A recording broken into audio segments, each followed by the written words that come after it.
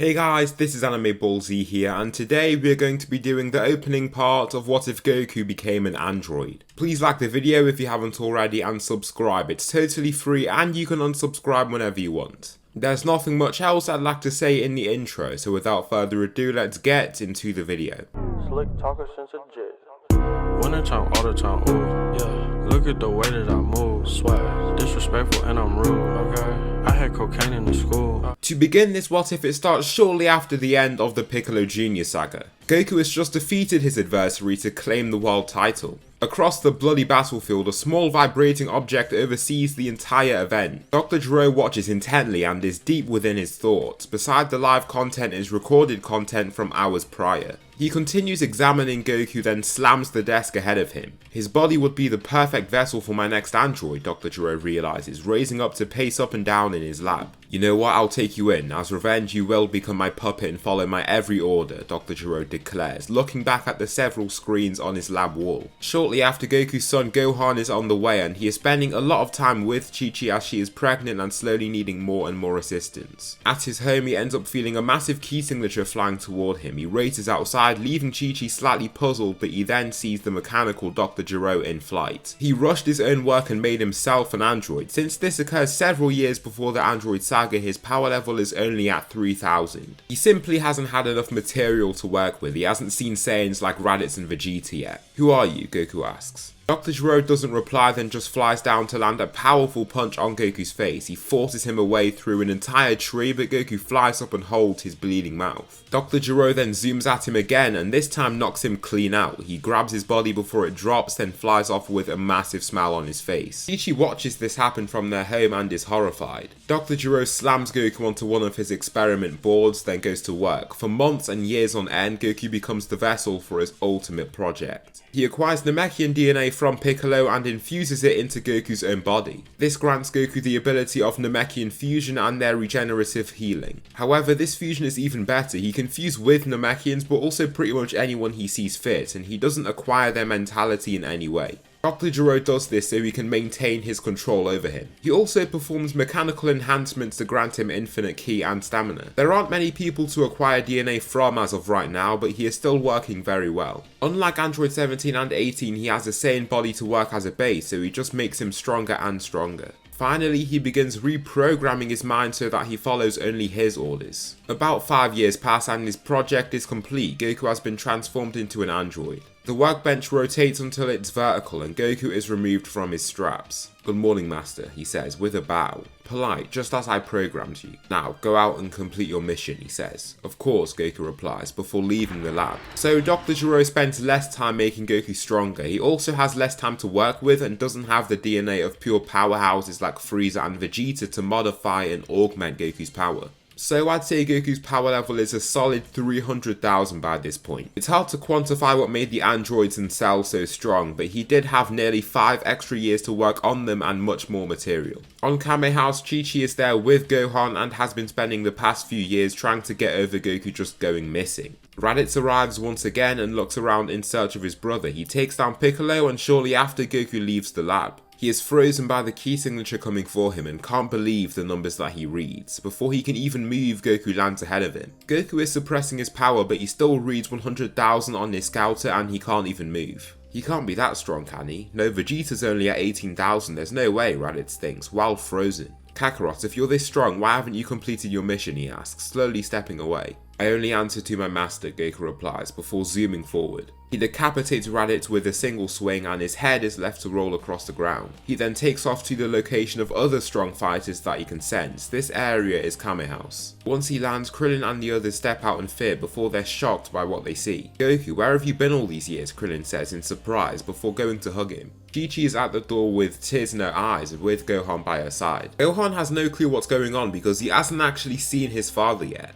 Goku can't stop looking at Chi-Chi and her son and he starts to feel pain in his head. The memories that Dr. Gero tried so hard to suppress are still present, but only in vague memories. He struggles to place a finger on what's happening, but the two give him a strange sense of deja vu. Annoyed about the weakness they're giving him, he decides to rush ahead at the two. Krillin and Master Roshi don't even perceive his movements, then he stabs through Gohan's entire body. Lifting his arm with his corpse on him, he just chucks the body onto the floor before grabbing Chi-Chi by the neck. He effortlessly snaps her neck and that's the end of her. Her body flops to the ground and all that is left is for him to get the remaining fighters. He stares down Krillin, who slowly cowers away from him after seeing his terrifying gaze. It's like the humanity in him has been washed away and there's nothing left but a reanimated machine. Krillin decides to use the Solar Flare, stunning Goku. Even being much weaker, his attack is quite a neat one and Goku drops down to a lower position, holding his eyes in pain. Krillin and Master Roshi take this time to leave right away. They take Bulma too, and Goku only regains his senses once they've completely disappeared. Oh well, might as well start the mission, Goku states. He lifts into the air before firing off at extremely high speed. Now that Dr. Gero has used Goku as his puppet, he needs to further his research. He uses mechanical flies and Goku's eyes to monitor anything he thinks that he should see. Also, he desires test subjects, and he takes in humans to allow him to further his research. Early on, he pretty much kills everyone he works on, but in his mind, progress is being made. From Raditz, he steals the Scouter and Dr. Gero analyzes it to the maximum. He also finds his space pod and uses the database within such pod to learn much more about the Saiyans. He implants this knowledge right into Goku's brain with a surgery, which is child's play for him. For Krillin and Master Roshi, they meet up with Yamcha, Tien and Chaozu to discuss their next course of action in secret. They need to revive Chi-Chi and her son, but this requires them finding the Dragon Balls in secrecy. They end up heading to Kami's lookout for guidance. While they're up there, Kami looks very worried about the threat of Goku. Piccolo isn't the type to listen to his commands, and if Goku was to find Piccolo, he would deem him as a threat and kill him. Now it's 10 months until Nappa and Vegeta arrive, but nobody's aware of that. They still want to get as strong as possible, as fast as possible, because they don't know how much time they have. They don't know what Goku's motives are, and for now they know they aren't strong enough to defeat him. Therefore they enter the hyperbolic time chamber and Kami teaches them everything he knows. He teaches them to sense ki and they spend a lot of time sparring each other. After this full year, Krillin has a power level of 1900, Yamcha 1800, Tien 2000 and Chaozu lags behind slightly with a power level of 1500. The group exit the chamber and feel the daunting power of Goku. Even after that full year of training, they stand no chance against him. Using Bulma's Dragon Radar, they spend time gathering the Dragon Balls. Luckily, they manage to find the Dragon Balls while remaining covert and summon Shenron. Since Shenron can revive multiple people at once, they summon Gohan and Chi-Chi. Once he's revived, they see Gohan as a possible help to the fight. They know how strong his father is and hope that he has potential too. Piccolo, while meditating on a gizzard rock, hears a cloud explode apart. Opening his eyes, Goku races at him with immense speed. The only thing that allows him to react is that he's so far away. He flies away and evades in just the nick of time, and Goku destroys the gizzard rock he was on. Piccolo's power level is at 400 by this point, and with his weighted clothing it's reduced a little bit. Goku is heavily suppressed because of the built-in Scouter abilities he was granted by Dr. Gero. As well as the knowledge of the Saiyans, Frieza and the system behind his empire, he was granted the power of the Scouter through his eyes. Piccolo is frightened by his sudden appearance, and Goku's face remains totally neutral, devoid of emotion. He can see wires and contracting pistons across the openings in his skin, and Goku releases a ki blast at him.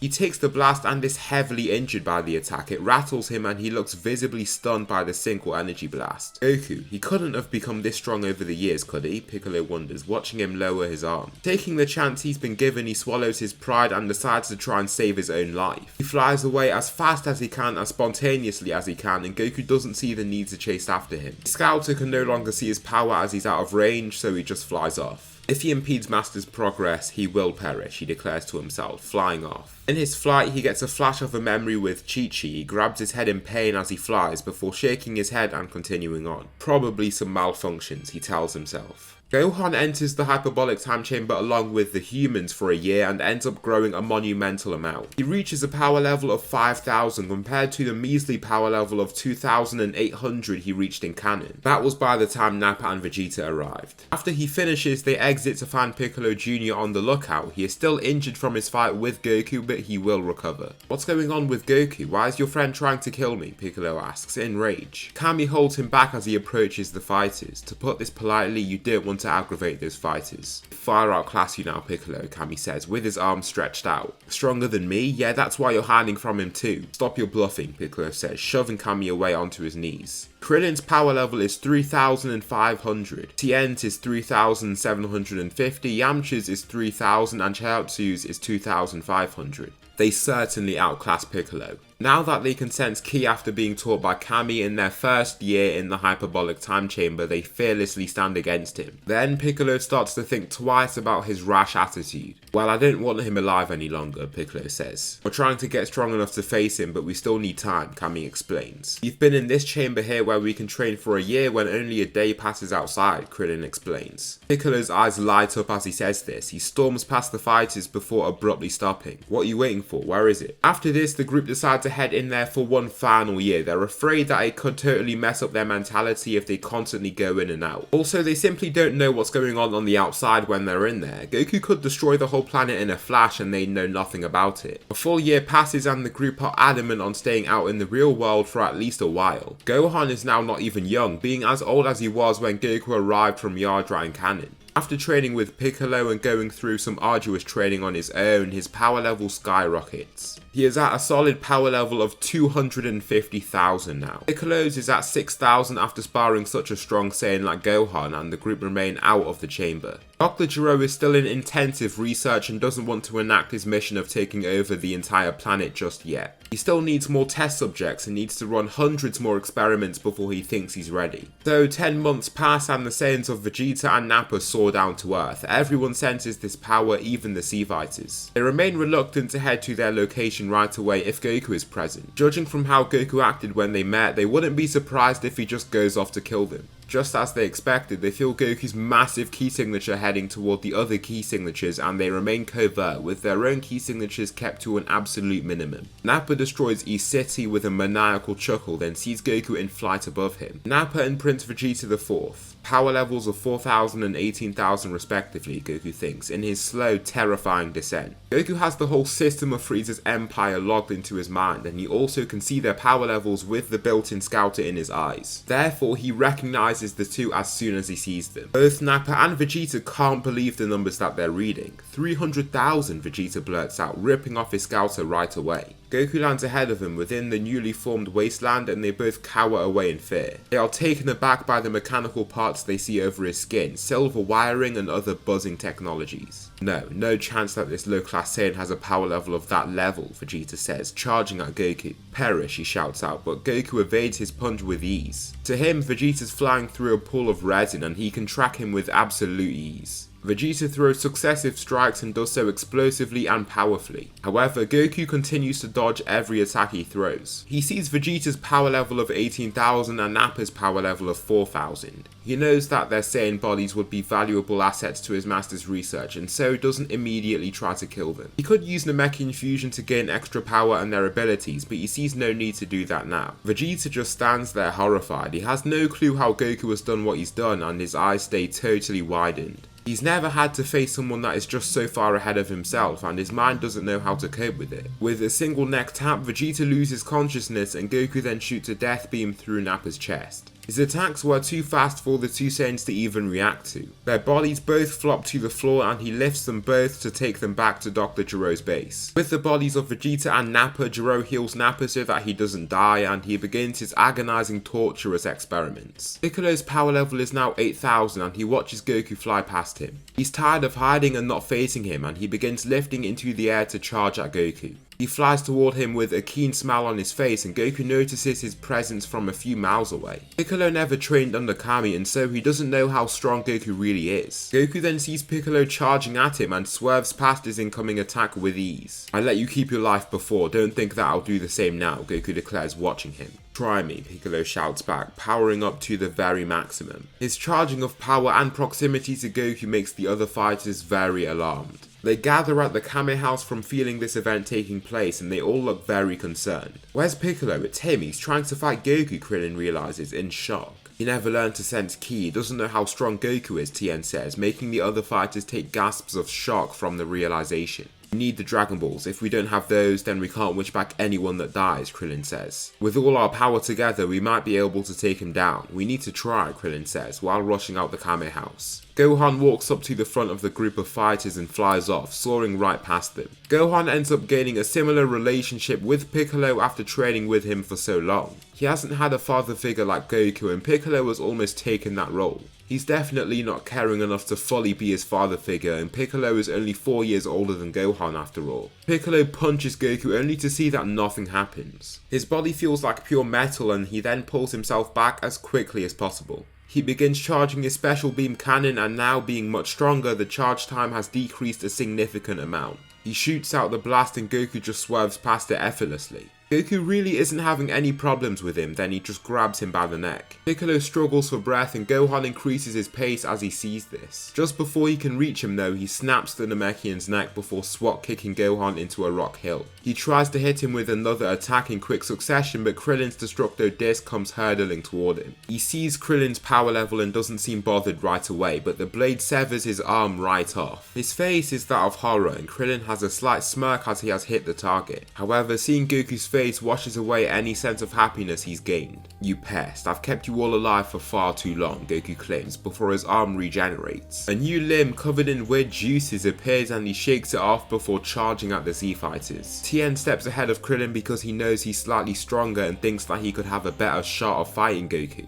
However, Goku is instead stopped by Gohan, who swats him away with a swiveling kick. "You'll pay for what you did to Piccolo," Gohan says with fury in his eyes. "You will all die, I'm sick of your futile resistance," Goku roars before shooting a death beam at Tien. He ends up killing him right away and he flies up to crush Yamcha's skull with a single kick. Krillin sees Goku so close to him and is terrified. His body quakes in his presence, but Gohan then rushes ahead and wrestles with him. The gap between them is still significant and he manages to push off his son to then launch a ki blast into his gut. He then unloads with various punches onto Gohan's body that he can barely handle. Each punch rattles his internal organs and Goku continues throwing. His sanity and humanity is totally gone and he feels no empathy for his son whatsoever. Goku ends up grabbing him and flying down as fast as he possibly can to slam him into the rocky ground beneath them. He coughs blood from this slam and can't even move himself loose. Goku looks at him with furious eyes, but Krillin then lands ahead of him. "Solar Flare times 10, he shouts, releasing a much more powerful version of his Solar Flare. In the time chamber over the years, he had been honing his skill because he saw it as a rather useful and valuable skill to have. Goku is mechanical, so Dr. Gero also added resistance to his Solar Flare when he assembled his built-in scouter. Goku shouts in pain from this flash of light and Gohan frees himself. He lands a quick sucker punch in anger before flying off with Krillin. Gohan has never been able to bond with his father and all he sees in him is a mindless monster. He takes out his anger in that last punch, then grabs Krillin to let them escape faster. Chaozu was too weak to end up in this area and the only surviving members of this conflict are Krillin and Gohan. With no Dragon Balls, they have to try and head to planet Namek to hopefully revive their friends. Inside Dr. Gero's lab, Nappa and Vegeta scream in agony as their bodies continue to get tinkered with. "Your bodies are fascinatingly durable. A human would have died a long time ago. Your vitals are stabilizing too," Dr. Gero whispers under his breath. His voice is too hard to hear under the spine-chilling screams of Vegeta and Nappa. Vegeta has become utterly mechanical. His body has patches of silver metal in several places and his key signature is totally gone.